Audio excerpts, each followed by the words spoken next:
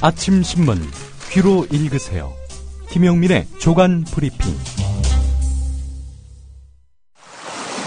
떠나요 둘이서 모든 것 훌훌 버리고. 안녕하세요, 국민TV 조합원 여러분. 제주 산책입니다. 제주 산책은 국민TV 조합원이자 토종 제주인이 운영하는 여행사로 여러분이 제주 여행을 합리적인 가격에 가실 수 있도록 도와드리고 있습니다. 금액은 얼마지? 믿을 수 있을까? 바가지 씌우지는 않을까 하는 불안들 모두 날려버릴 수 있는 여행사 제주 산책. 국민TV 조합원이자 토종 제주인이 운영하는 제주 산책. 제주도 여행을 가려고 고민 중이라면 검색창에 제주 산책, 제주 산책을 검색해보세요. 2014 미디어 협동조합 정기총회 대의원과 조합원 여러분을 초청합니다. 대한민국 언론의 자존심, 미디어 협동조합이 임원 추가 선출과 정관 개정 등 주요 현안을 결정합니다. 3월 22일 토요일 낮 2시 참석 확인을 마친 대의원 여러분은 필히 내왕해 주시기 바랍니다. 아울러 현장에서 미디어 협동조합의 민주적 운영 과정을 참관하실 전국의 모든 조합원께서도 현장에 오실 수 있습니다. 장소는 서울특별시 성동구 천호대로 78길 15에 78 서울 메트로 인재개발원 다목적 홀. 3월 22일 토요일 낮 2시 서울 천호대로 서울 메트로 인재개발원에서 열리는 2014 미디어 협동조합 정기총회. 대의원과 조합원 여러분의 많은 참여 바랍니다. 이 실황은 국민TV 라디오를 통해 생중계됩니다. 네, 10년 넘게 시사평론가로 활동하고 있는 김용민 PD와 함께하는 조간 브리핑입니다. 안녕하십니까? 네, 안녕하십니까? 예. 이 월드 리뷰가 앞서져서 네. 주요 국제 뉴스를 좀 다뤄야 될 것 같습니다. 예. 예. 굉장히 큰 뉴스입니다. 아마 이 동서냉전 시대로 돌아가는 거 아니냐. 그 분기점에 우리가 서 있는 것 같습니다. 한국일보 일면 기사입니다. 예. 크림반도 투표 결과 오늘 발표. 러시아에 귀속될 가능성은 대단히 높은 정도가 아니라 거의 확실시되고 있다. 이런 내용입니다. 출구조사 결과가 한 90%가 넘게 예, 찬성이 그렇습니다. 나왔다고 하니까요. 결과는 나오거나 다름없습니다. 자, 이번 그 주민투표, 불과 2주 전에 느닷없이 결정된 것입니다. 러시아 연방의 구성원으로 러시아에 편입되는 것을 지지하는가? 크림반도가 우크라이나의 일부로서 지위를 갖는 것과 크림 자치공화국의 1992년 헌법 회복을 지지하는가? 두 가지 선택지 중에 하나입니다. 찬성한다를 위한 표기 부분은 있지만 예. 반대를 위한 칸은 없습니다. 기괴한 그런 투표를 하겠습니다. 기권하거나 아니면 투표를 아예 하지 말라는 얘기네요. 예, 그렇죠. 크림반도의 운명을 자주적으로 결정한다는 의미에서 이 투표에 위화감이 들지 않을지도 모르겠습니다. 하지만 우크라이나의 수도 키예프에서 부패 정치인으로 낙인 찍힌 빅토르 야누코비치 전 대통령이 시위대의 위세에 눌려서 조국을 등진 뒤 한 달도 안 돼서 이 지역은 최대 3만 5천 명의 러시아 군인이 장악해버렸습니다. 우크라이나 정권이 친러시아파에서 친서구파로 뒤집어지니까 흑해 함대 등 자신의 군사, 경제, 이권을 잃지 않기 위한 러시아의 노골적인 주변국 군사 개입이 있었던 겁니다. 우크라이나 반정부 시위 사태는 크림반도를 도화선으로 해서 국제 분쟁으로 비화하고 있는 형국입니다. 예. 우크라이나라는 나라 안에 크림반도가 속해 있었죠. 러시아계의 주민들이 상당했습니다. 자, 예. 그런데 러시아하고 친한 빅토르 야누코비치 전 대통령이 쫓겨났어요. 그리고 이제 새로운 정권이 들어섰는데 이 정권은 또 친러시아가 아니라 친서방파라는 거죠. 예. 이러다 보니까 크림반도, 지금 러시아 흑해 함대가 주둔하고 있는 크림반도에서는 이러다가는 이 러시아의 기득권을 유지할 길이 없다. 크림반도는 우리 분립을 해서 러시아의 품에 안기자. 이런 식의 흐름이 이어져 왔던 거고 그 국민투표가 이제 최종적인 결정 단계에서의 그 이벤트를 하겠습니다. 예. 자, 이에 대해서 서구는 가만히 있느냐? 절대 그렇지 않습니다. 서구는 러시아 군인 고위 공무원의 방문 금지와 은행 자산 동결 같은 이런 그 제재에 들어갈 태세입니다. 러시아 은행을 비롯한 여러 분야에 대해서 경제적 불이익을 추가로 부과하는 동시에 소치에서 열릴 G8 8개 나라 정상회담 취소도 언급했습니다. 1989년 조지 부시와 미하일 고르바초프의 냉전 종결 선언 이후 실로 4반세기 만에 세계는 다시 냉전의 초입에 들어서게 될지 모른다는 그런 내용입니다. 자, 크림 투표를 앞두고 막판까지 진행된 외교 노력 모두 실패를 했는데요. 예. 그럼에도 불구하고 유일한 해법은 외교적 노력입니다. 외교적 노력이 또 실패로 돌아간다면은 이 군사적 대립도 예측하지 않을 수가 없는 상황이 될 것입니다. 예. 한국일보 일면 머리 기사였습니다. 이게 미러가 격돌한다면 이게 뭐 국지적인 전쟁의 규모를 좀 능가하는 그런 네. 상황이 될 수 있지 않겠습니까? 그렇습니다. 예. 지금 뭐 미국뿐만 아니라 유럽 서방국들이 예의주시하고 있는 상황이거든요. 앞으로의 상황이 상당히 주목됩니다. 오늘 조선일보 기사를 또 보겠습니다. 12면 기사인데요. 예. 이 국정원 간첩 조작 사건과 관련한 기사입니다. 여전히 조선일보는 검찰발 기사를 통해서 문건 위조와 간첩 사건은 별개다. 유우성은 간첩으로 의심할 만하다. 이런 취지의 기사를 실었습니다. 유우성 씨와 그의 가족들이 국내 탈북자에게 돈을 받아서 북한의 탈북자 가족에게 돈을 전달해주는 대북 송금 브로커를 하면서 거액을 벌었다는 의혹이 제기되고 있다. 기사는 이렇게 시작됩니다. 예. 2년 6개월 동안 북에 26억을 송금을 했는데 수수료의 30%를 유우성 씨가 챙겼다. 설명을 다시 드리자면은 탈북자로부터 돈을 받아가지고 이걸 북한에 있는 가족들에게 전달해주는 대가로 이 30% 정도를 유우성 씨가 뗐는데 사실 북한 당국으로서는 남한으로부터 이런 돈이 들어오는 거 이거 결코 바라지는 않거든요. 그래서 이 적발하면은 가만두지 않을 그런 흐름이었는데 그럼에도 불구하고 북한 보위부가 유우성 씨의 이런 송금 브로커 역할을 눈감아 줬다는 거지요. 검찰은 아무래도 유우성이 북한하고 연계된 게 있으니까 저렇게 봐준 거 아니냐라고 보고 있는 것 같습니다. 그러므로 간첩일 가능성이 높다는 게 이제 검찰의 주장인 거죠. 예, 어디까지나 추측에 불과한 것입니다. 자, 유우성 씨가 현재 간첩이라는 증거는요. 여동생이 180일 동안 국정원에 묶여 있는 동안에 심적 압박을 받고서 말한 거짓 진술뿐입니다. 여전히 죽은 자식의 무엇을 만지는 이런 조선일보를 비롯한 검찰, 예. 국정원. 기사 행간을 보니까 이 사건을 2010년에 서울 동부지검이 수사했다가 네. 예, 위법이지만 사안이 가벼워서 기소유예 처분을 했군요. 예, 그렇습니다. 그때 얘기를 이제 와서 왜 들춰내서 예. 또 보도까지 하고 그러는지는 모르겠습니다. 아무래도 검찰로서는 유우성 씨 간첩 조작이 검찰에까지 불길이 번지면은 조직 전체가 흔들릴 가능성이 있다라고 보고 있는 것 같습니다. 예. 자, 그도 그럴 것이 말이죠. 황교안 법무부 장관의 책을 보면은 이 검사들 국가보안법 위반 혐의로 기소될 가능성이 대단히 높습니다. 황교안 법무부 장관이 쓴 저서군요. 예, 그렇습니다. 한국일보 사면에 관련 기사가 있는데 황교안 법무부 장관이 국가보안법이라는 책을 냈습니다. 위조한 증거를 사용하고 미필적 고의만 있어도 국가보안법상 날조죄에 해당한다 이렇게 명시한 것으로 드러났습니다. 자, 국가보안법 이 책 2011년 9월에 개정판이 나왔는데요. 황교안 장관이 국가보안법에 대한 그런 해설서라 하겠습니다. 자, 황교안 장관은 국가보안법상 날조란 증거를 허위로 조작해 내는 것을 말하며 형법상 위조, 변조는 물론이고 위조, 변조한 증거의 사용도 포함된다 이렇게 말을 하고 있습니다. 위조, 변조한 증거의 사용을 한 주체가 바로 검사 아니겠습니까? 예. 따라서 검사도 날조죄에 해당한다는 것이 바로 황교안 장관의 견해입니다. 자, 검사는 속았다. 이거 고의가 아니었다. 이렇게 말할 수 있는 거 아니겠습니까? 그러나 황교안 장관은 이 책에서 미필적 인식으로도 족하다. 그러니까 고의가 아니었어도 이게 조작된 증거 아니겠는가 이렇게 의심할 만한 정황만 있어도 검사에게 예. 책임을 물을 수 있다. 이런 이야기입니다. 황교안 법무부 장관 잘 아시는 것처럼 공안통이고요. 예. 나름 전문가 아닙니까? 그렇습니다. 자, 지금 미필적 고의는 위조를 의심해 볼 수 있는 상황을 외면한 것만으로도 적용이 가능하다. 이런 설명인데요.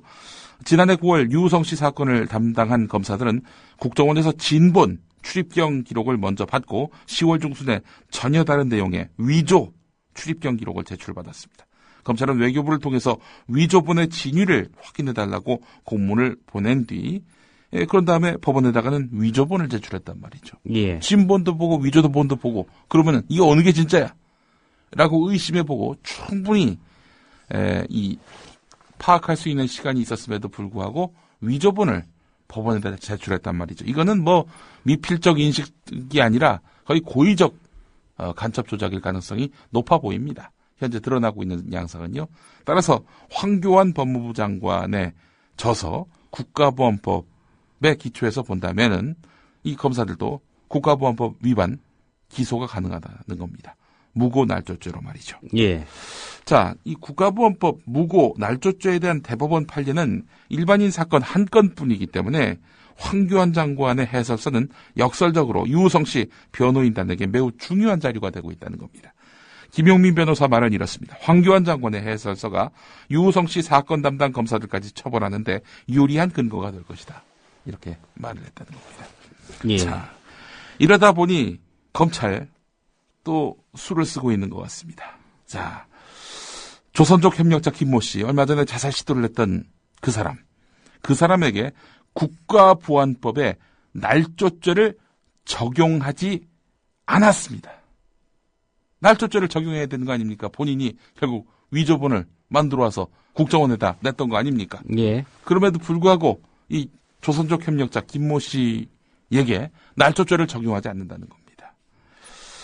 자, 국가보안법은 다른 사람을 국가보안법으로 형사처분 받게 할 목적으로 증거를 날조, 그러니까 거짓으로 꾸며서 사용한 사람을 처벌하도록 되어 있는데 법조계에선 지금까지 드러난 이 조선족 협력자 김모 씨의 범죄 사실만으로도 국가보안법 날조죄의 구성 요건을 충족시켜준다는 견해가 많은데도 불구하고 말이죠.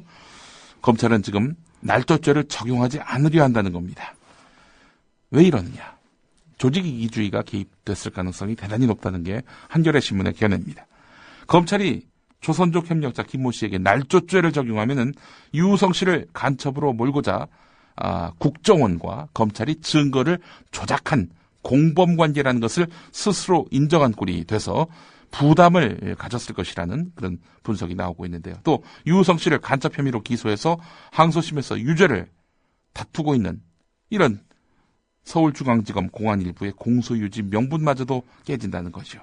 예. 자, 하여간 이런 정황을 통해서 보면은 검찰, 국정원 그리고 보수 언론은 어떻게든 유우성은 간첩이다 이렇게 몰고 가려 하는 겁니다. 이 몰고 가려 하는 그 이유는 뭐냐면은 그 증거 조작 이걸 국가보안법상 날조가 아닌 그냥 문서 위조, 사문서 위조 이렇게 함으로써 이 검사와 국정원 요원이 국가보안법으로 처벌되는 초유의 상황, 조직의 근간이 흔들리는 이런 어마어마한 사태를 예. 피하기 위한 꼼수로 보인다. 이렇게 해석할 수 있는 겁니다. 예. 이러니까 특검을 해야 되는 겁니다. 그렇습니다. 아니 어떻게 이런 범죄자들한테 이걸 맡깁니까? 자, 다음 기사 보겠습니다. 경향신문 11면 기사입니다. 최혜영 노동당 경기도당 사무처장이 최근에 글을 하나 올렸는데 이것이 잔잔한 반향을 일으키고 있다. 이런 이야기입니다. 진보 정당인들의 고통을 솔직하게 고백한 이런 글이었는데요. 얼마 전에 박은지 노동당 부대표가 스스로 목숨을 끊는 데 따라서 좌절감이 깊어진 진보 정당인들을 위로하기 위한 그런 글입니다. 이 글이 페이스북을 통해서 확산되면서 잔잔한 그런 반향을 일으키고 있다는 겁니다. 이런 내용입니다. 우리 모두 우울증을 가질 수밖에 없다. 우라병이 생겨날 수밖에 없는 환경에 놓여 있다. 우선은 그걸 인정하자. 나부터. 활동하는 사람들에게 경제적 빈곤은 지속적이며 끈질기고 집요하게 덮쳐온다. 돈이 전부인 세상에서 아무리 가치 있는 삶에 대한 소신이 강하더라도 가난을 숙명으로 받아들이는 일은 쉬운 일이 아니다. 빈곤한 사람을 무능하게 보는 사회적 시선도 폭력인데 여기 생활고까지 겹치면 점점 더 우울증에 빠져든다. 이렇게 말을 했습니다. 솔직히 진보정당 활동가들 보면은 어렵게 삽니다. 그럼에도 불구하고 더 나은 세상을 만들기 위해 애를 쓰고 있는 그런 분들이 대부분인데요. 이런 분들에게 닥치는 이런 빈곤의 문제 그동안은 외면을 해왔죠. 그런데 뭐 이거는 사실 일상인데 일상 자체를 감출 수는 없는 것이니 이런 것부터 우리가 좀 솔직해질 필요가 있다. 뭐 돈 이야기하면은 돈 밝힌다 이런 얘기를 들을까봐 애써서 외면해 왔는데 그러지 말자 이런 이야기입니다.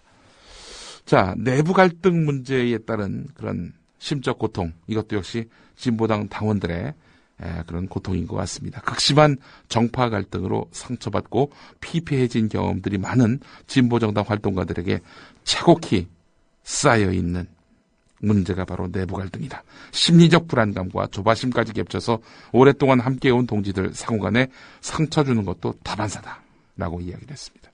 수십 년 동안 돈도 못 벌고 열심히 살아온 것밖에 없는데 왜 이렇게 운동판이 다 무너진 거지 하는 자괴감에 시달린다는 건데요. 예.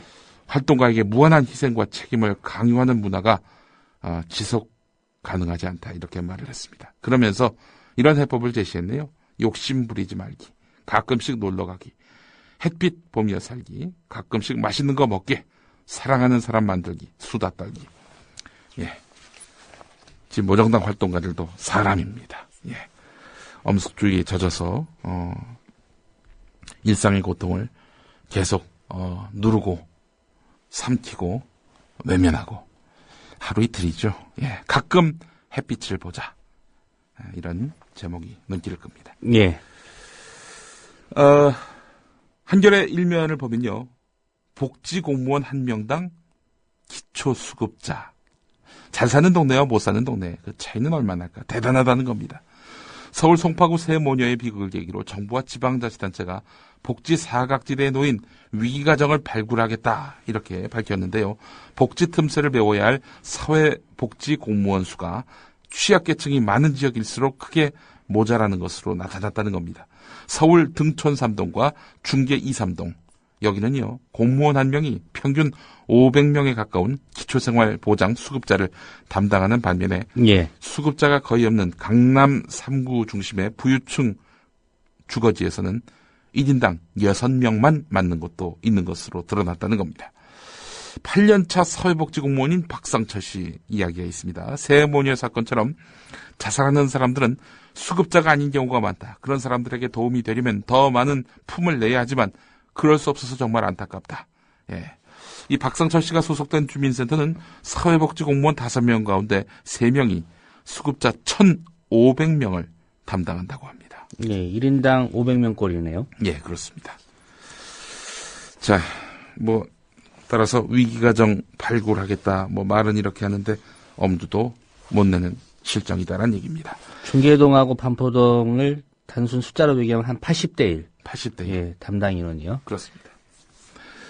국민일보 일면 기사를 보겠습니다. 희귀 난치병 환자 부모들 이야기가 있는데요. 끝이 안 보이는 고통과 사투를 벌이고 있는 이분들의 그런 애환입니다. 호전 가능성이 없으니 희망도 없고요. 치료법마저 없는 경우가 많습니다. 그렇다고 어마어마한 돈이 들어가는 연명치료를 안 할 수도 없고 죽어야 끝나는 고통이 그들에게도 이어지고 있다는 겁니다. 국내에서 희귀 난치병 질환을 앓고 있는 사람 가운데 중증 환자는 2만 명을 웃도는 것으로 추정되는데요.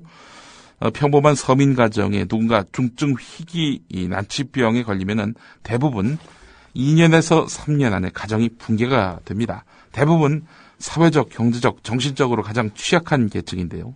그럼에도 정부는 이들을 돕지 않고 있다는 겁니다. 아니, 도울 생각도 안 하고 있다는 겁니다. 그런 병에 대한 사회적 인식이 부족하기 때문이란 건데요. 예. 기초생활 수급자 아니면은 정부 지원을 한 푼도 못 받고 있다는 겁니다. 예. 기본적으로 복지가 꼭 필요한 사람들에게조차도 이 혜택이 가지 못하고 있는 현실. 예. 어떻게 봐야 할까요? 자, 오늘 동아일보 일면 기사를 보겠습니다. 동아일보가 현 정부 출범 1년을 맞아서 외부 전문가 30명과 동아일보 논설위원실과 편집국, 채널A 보도국 차장급 이상 기자 30명에서 60명을 대상으로 청와대 참모들이 일 잘하는지 업무 평가를 했습니다. 예. 뭐 다른 건 별로 볼 게 없습니다. 잘한 참모 베스트 5. 1위가 김장수 안보실장, 2위가 이정현 홍보수석, 주철기 외교안보수석. 공동이네요. 예, 그리고 4위가 김기춘 비서실장. 뭐 이런 거 뭐 볼 필요가 있겠습니까? 자, 중요한 부분이 있습니다. 이 평가자들은 현재 청와대 참모들에게 가장 부족한 점으로 대통령의 올바른 판단을 위해서 직언할 수 있는 용기를 꼽았다는 겁니다. 대통령에 대한 직언이 가장 부족하다 이런 얘기죠. 예. 왜 이러겠습니까? 아니 직언을 마다하지 않는 또 좋아하는 대통령이라면은 직언 안 하겠어요? 대통령이 직언 싫어하니까 마다하는 거 아니겠어요? 자, 좀 이해가 안 되는 대목도 있네요. 예. 예. 잘한 청와대 참모 5위에 조원동 경제수석이 있는데 예. 못한 청와대 참모 2위에 또 조원동 경제수석이 있고요. 예. 예. 동아일보 논설위원실 편집국 채널A 보도국 차장급 이상 기자들에게 물어봤다고 하니 글쎄요. 하여튼 동아일보 안에 이게 다양성이 존재하고 있는 모양입니다. 동아일보라도 좀 대통령에게 직언을 했으면 하는 바람입니다. 네. 예. 권력의 하수인 또 권력의 어떤 버팀목이 되지 말고 비판할 건 비판을 해야 됩니다. 언론이 그래서 존재하는 거 아니겠습니까? 중앙일보 일면을 보겠습니다. 박근혜 대통령이 청와대에서 주재하기로 했던 규제개혁 장관회의가 오는 20일로 연기됐는데, 자, 20일에 하는 민관 확대 규제 점검 회의. 여기는 이름에서부터 힌트를 얻으셨겠습니다만은 장관들뿐만 아니라 민간 기업인 참석 대상자도 포함을 시킨다는 겁니다. 민간 기업인 규제 안 좋아하는 사람들이죠. 예. 이런 사람들을 불러다 놓고 단체 회의를 하겠다는 겁니다. 자, 시간 제약을 두지 않고 무제한 토론하는 이른바 끝장 토론 방식으로 진행될 거라고 하는데요. 회의의 전 과정이 언론에 공개된다고도 하는데요. 회의의 방식과 성격을 확 바꿀 걸 요구한 사람은 박근혜 대통령이었다고 합니다. 그동안 쓸데없는 규제는 처붓을 원수이자 제거해야 할 암덩어리다. 사생결단하고 붙어야 한다. 불타는 애국심, 나라 사랑하는 마음이 필요하다. 이런 강도 높은 표현을 써가면서 규제를 혁파해야 된다. 이렇게 강조해왔던 인물이 바로 박근혜 대통령 아니겠습니까? 예. 원군이라 할 수 있는 민간 기업인 참석 대상자까지 포함을 시켜가지고 해서 규제를 아주 그냥 산산조각내겠다. 그런 의지가 보이는 것 같습니다. 사실 규제가 있어야 한다라는 입장에 선 사람들이 공무원들이죠. 규제 자체가 자신들의 기득권이니까요. 예. 근데 요즘에 공무원들이요.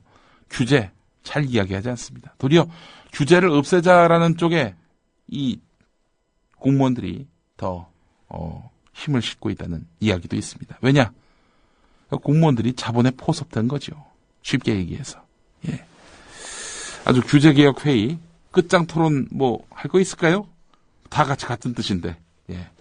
자, 하여튼 끝장 토론을 하시겠다는 박근혜 대통령의 의지가 오늘 중앙일보 일면에 추상같이 드러납니다. 한국일보 31면 오피니언면을 보면은 변창흠 한국도시연구소장 세종대 교수 이분의 칼럼이 있습니다. 규제는 절대 악인가? 라는 제목입니다. 예. 칼럼 내용을 소개해드리겠습니다. 규제를 철폐함으로써 규제의 양을 줄이는 것이 능사가 아니며 오히려 규제를 효과적으로 관리하는 것이 더 중요하다. 규제가 본래의 목적을 달성할 수 있도록 규제를 정교화해야 할 뿐 아니라 규제의 최종적인 효과를 객관적으로 평가하고 공개해야 한다.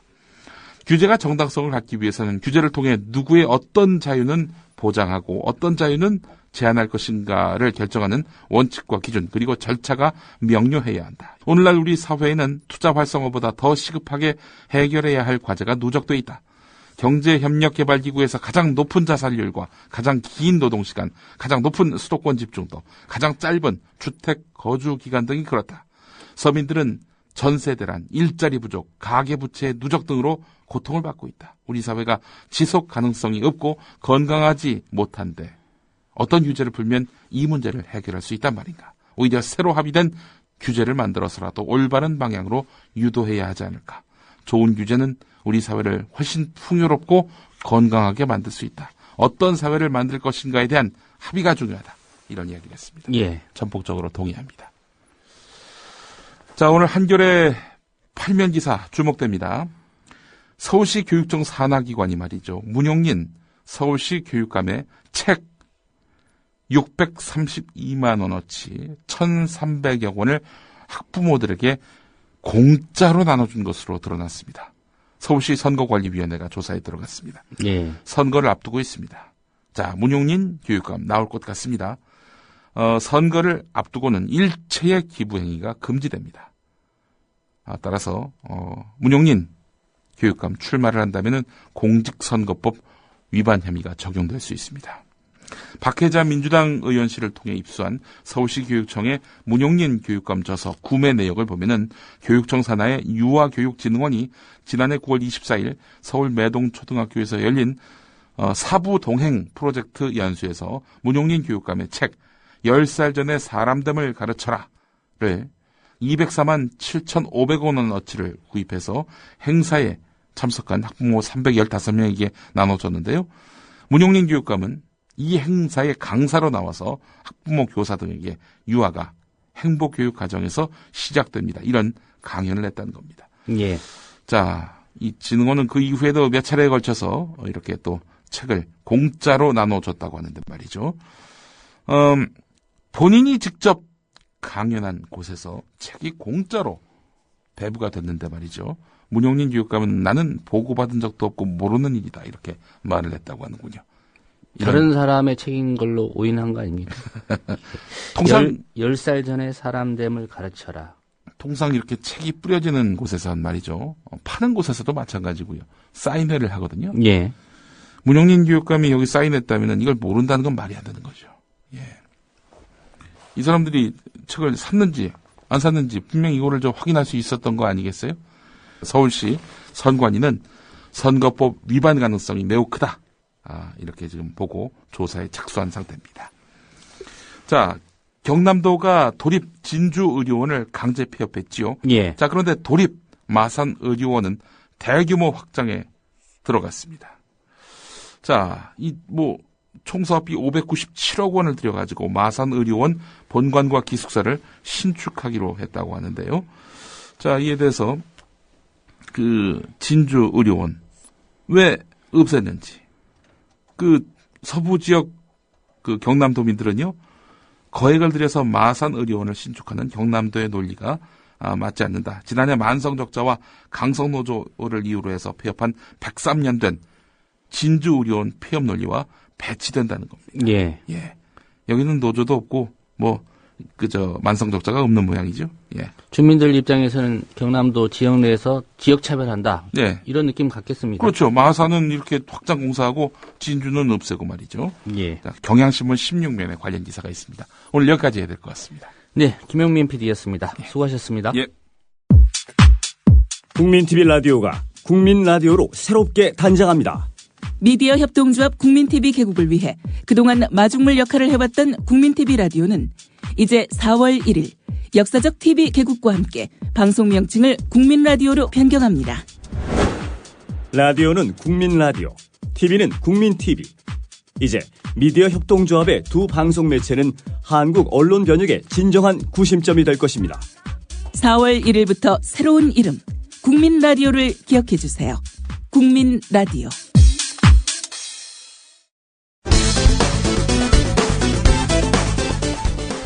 서울은 대박 도시가 돼야 됩니다. 그러나 지금 서울은 이대로 가다가는 쪽박이 될 겁니다. 정미홍 새누리당 서울시장 예비 후보의 경선 참여 선언. 그중 주목되는 한 부분이 있었는데 박원순 시장의 행보에 우려와 당혹감을 감추지 못하고 있습니다. 취임사, 또 두 번의 신년사, 취임 1주년 기념사 어디에도 대한민국이라는 단어가 한 번도 나오지 않습니다. 이게 우연이겠습니까? 대한민국이라는 네 글자는 자기 정체성에 대한 고백이 담겨 있는 것입니다. 그렇다면 다른 시장의 신년사는 어땠을까? 존경하는 시민 고객 여러분, 동대문 운동장이 본격적으로 흘리기 시작해서 동대문 디자인파크 조성 사업이 속도를 낼 것이고 서울의 상징 가로가 될 광화문 광장 조성 사업도 시작합니다.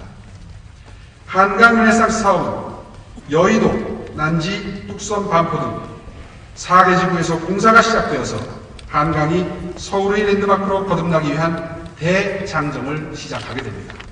오세훈 시장 총 5번 신년사를 할 기회가 있었는데 2007년과 2011년은 대한민국을 단 한 번도 언급하지 않았고 2009년에는 딱 한 번 언급한 정도. 이명박 서울시장은 어땠을까? 확인된 3번의 10년사 중 2006년 것을 보면 그 역시 단 한 번도 대한민국을 언급한 바 없었으니 이게 우연이겠습니까? 혹시 박원순 시장은 대한민국이라는 표현을 부끄러워하는 것일까? 각종 인터뷰를 살펴보자면 저는 이미 이제 조사를 해보시면 아시겠지만 서울시장 첫 취임하는 때부터 지금까지 제가 일관되게 말씀드린 게 서울시장이라는 자리 자체가 1000만 명의 대한민국 수도를 말하자면 책임진 자리잖아요. 예. 정미훈 예비후보가 보는 박원순 시장의 문제점.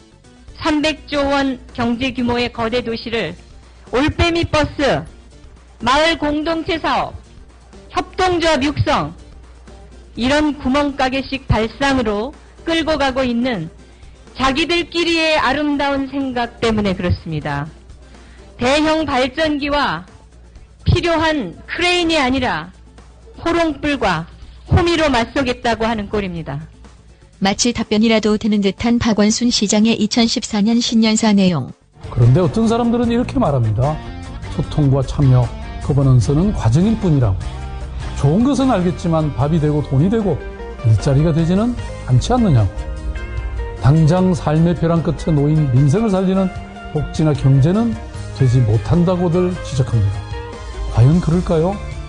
독일에서 8번째로 큰 도르트문트시는 1990년대 말 대형 철강 회사인 티센크루프가 중국으로 이전하면서 도시가 몰락 위기에 처했습니다. 직원 3만 명이 한꺼번에 일자리를 잃었고 도시는 시민들의 시위로 마비됐습니다. 고심 끝에 도르트문트시는 시장 직속으로 시민 소통 기구를 만들어 일주일에 한 번씩 소통을 시작했습니다. 10년의 세월이 지난 지금 도르트문트시는 일자리 7만 개를 만들었고 IT, 나노, 물류, 전기차, 바이오 이런 첨단 산업의 중심 도시로 우뚝 섰습니다. 소통이 경제를 살리고 도시를 회생시키는 기적을 만든 것입니다. 서울시도 마찬가지입니다. 소통과 참여, 민관 협력을 통한 거버넌스가 서울시의 예산을 절감시켰습니다. 소통의 경제적 효율성을 높인 것입니다. 이 정도면 소통이 곧 복지고 경제라고 이야기해도 되지 않겠습니까?